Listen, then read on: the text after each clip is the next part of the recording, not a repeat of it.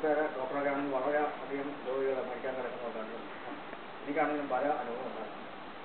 ചില ക്യാൻസർ രോഗികൾ, ചില ബന്ധുക്കൾ, അവർ യാതൊരു വിധത്തിൽ അവർക്ക് ഹോപ്പില്ല എന്നുള്ള ഡോക്ടർമാരെല്ലാം പറഞ്ഞില്ല. എൻ്റെ സ്വന്തം ഒരനുഭവം പറയാം. എൻ്റെ ഭാര്യയുടെ അമ്മ ഇതുപോലെ ക്യാൻസർ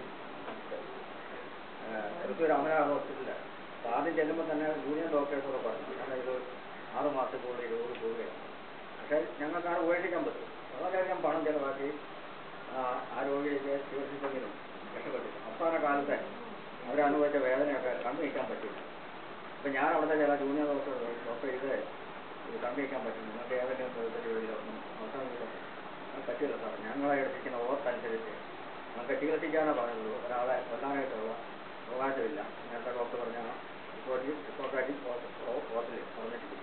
പക്ഷേ എൻ്റെ അഭിപ്രായത്തിൽ ഇതുപോലുള്ള മാരക രോഗം വന്നിട്ടുള്ള യാതൊരു പ്രതീക്ഷയില്ലാത്ത രോഗികളെ ഒരു നേരത്തെ സാർ പറഞ്ഞ പോലെ ഒരു പാനലുണ്ടാക്കി ഡോക്ടർമാരുടെയും അതുപോലെ അഡ്വക്കേറ്റുമാരുടെയും പോലീസിൽ ഉദ്യോഗസ്ഥന്മാരുടെയും ഒരു പാനലുണ്ടാക്കി കർശനമായിട്ടുള്ള നിയന്ത്രണത്തോടുകൂടി ഈ നിയമം നടപ്പിലാക്കണം എന്നുള്ള അഭിപ്രായമാണ് എനിക്കുള്ളത്.